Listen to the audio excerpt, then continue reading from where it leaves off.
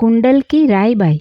स्त्री भक्तों के जीवन प्रसंगों को पढ़ते और देखते समय यह विचार अवश्य आता है कि क्या भगवान स्वयं इन सभी को अपनी भक्ति, आत्मनिष्ठा और ज्ञान के प्रचार प्रसार हेतु अक्षरधाम से पृथ्वी पर लेकर आए होंगे। यदि कोई माँ अपने पुत्र के शरीर त्याग को यह कहकर स्वीकार कर सकती है कि मेरा पुत्र तो सत्संग की रक्षा करते हुए, सत्य के लिए युद्ध करते हुए शरीर त्याग कर भगवान के धाम को प्राप्त हुआ है, तो फिर कोई प्रश्न ही नहीं उठता। ऐसी उच्च समझ रखने वाली कुंडल की रायबाई कार्यानी के माचा खाचर की बहन थी। उनका विवाह बोटाद के पास कुंडल गांव के पटगर परिवार में हुआ था। कार्यानी के माचा खाचर और उनकी बहन रायबाई दोनों ही रामानंद स्वामी के शिष्य थे। रामानंद स्वामी के अक्षरधाम गमन के बाद जब श्री सहजानंद स्वामी उनके स्थान पर आए, तब भाई बहन दोनों ने उनकी आज्ञा का अक्षरशः पालन कर अपने जीवन को धन्य बना दिया। रायबाई के परिवार में सत्संग के नियमों का दृढ़ता से पालन होता था। श्रीहरि रायबाई और उनके तीनों पुत्र मामैया पटगर, हाथिया पटगर और राम पटगर के नियम, निश्चय और पक्ष से अत्यंत प्रसन्न रहते थे। श्रीहरि को रायबाई के यहाँ आने के लिए कभी निमंत्रण की आवश्यकता नहीं थी। वे कई बार बिना बुलाए उनके घर पधारे और भोजन भी स्वीकार किया। एक बार जब मुक्तानंद स्वामी अन्य संतों सहित कुंडल आए, तब उन्होंने रायबाई के घर ठहराव किया। रायबाई ने संतों के ठहरने और भोजन की उत्तम व्यवस्था की। अगले दिन संतों को गढ़पुर जाना था, परंतु अद्भुतानंद स्वामी के पैर में पैर का रोग था, जिससे चलना संभव नहीं था। यह जानकर रायबाई ने तुरंत सभी संतों के लिए बैलगाड़ी की व्यवस्था कर दी और उन्हें बिना किसी परेशानी के गढ़पुर पहुंचाया। एक बार आसोदर गांव के दरबार और माचा खाचर के बीच किसी कारण से विवाद हो गया। इस संघर्ष में रायबाई के पुत्र माचा खाचर के भांजे हाथिया पटगर को गंभीर चोटें आई। वे श्रीहरि का स्मरण करने लगे और भक्तगण धुन करने लगे। श्रीहरि ने उन्हें दिव्य दर्शन दिए और वे श्रीहरि का स्मरण करते हुए धाम को प्राप्त हुए।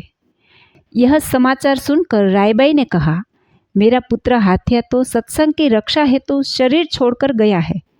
महाराज स्वयं दर्शन देकर उन्हें अपने धाम ले गए हैं। उससे अधिक भाग्यशाली कौन हो सकता है।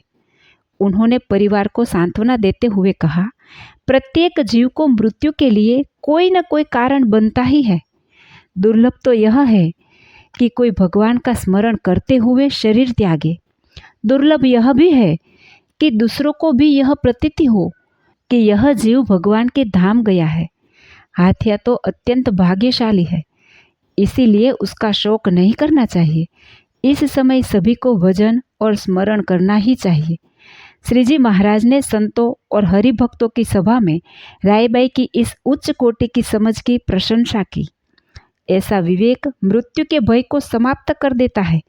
जो माँ हंसते हुए अपने पुत्र को सत्संग और सत्य की रक्षा में अक्षरधाम भेज सके, वह केवल रायबाई ही हो सकती है। विक्रम संवत 1869 में संपूर्ण गुजरात में 69 काल नाम से प्रसिद्ध भीषण काल पड़ा था। श्रीहरि और संतों ने उस समय खटरस रसहीन भोजन के नियम बनाए थे। उस नियम के पालन से सभी का शरीर अत्यंत दुर्बल हो गया था। श्रीहरि ने तो बाल भी बढ़ा लिए थे, जिससे वे जटाओं में परिवर्तित हो गए थे। ऐसे समय श्रीहरि संतों सहित कुंडल रायबाई के यहाँ पधारे। रायबाई ने अपने तीनों पुत्रों के साथ मिलकर दरबारगढ़ में उत्तम व्यवस्था की। श्रीहरि और संतों के दुर्बल शरीर को देखकर रायबाई सजल नेत्रों से कह उठी, महाराज, आप और संत रसहीन भोजन करते हैं, यही इस काल का कारण है। आपके स्वादिष्ट भोजन से ही पृथ्वी पर रस और अन्न की पुष्टि होती है। अतः आप पुनः स्वादिष्ट भोजन करना प्रारंभ करें और संतों को भी करवाएं। और यह आपका वेश देखिए। इस वेश को देखकर हरिभक्तों को मन में दुख होता है, लेकिन वे आपको कुछ कह नहीं सकते। बच्चे तो आपको देखकर डरकर भाग जाते हैं। अतः आप पुनः पहले जैसा वेश धारण कर हमें सौम्य मूर्ति का दर्शन कराए। आप भगवान हैं, भक्त आपकी आज्ञा से चलते हैं। जब आप भगवान हैं तो भक्तों की प्रार्थना सुनकर उनकी इच्छाओं की पूर्ति करें। रायबाई के इन विनयपूर्ण शब्दों को सुनकर श्री हरि बोले, आपकी प्रार्थना में भगवान को भक्तों के प्रति कैसे व्यवहार करना चाहिए यह स्पष्ट हुआ है। यह सब सत्संग के हित में आवश्यक है।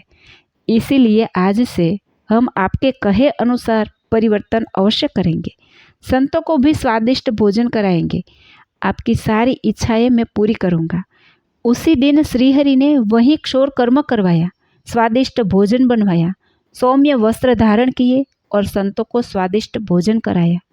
पटगर परिवार को प्रसादी दी।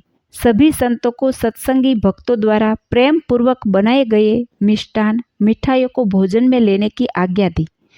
श्रीहरि की कृपा दृष्टि से रायबाई को दिव्य दृष्टि प्राप्त हुई थी। वे घर बैठे ही श्रीहरि की छपैया, अयोध्या और संपूर्ण सत्संग स्थलों की लीलाओं को देखती थी। इस प्रकार रायबाई ने अपना संपूर्ण जीवन श्रीहरि को समर्पित कर दिया।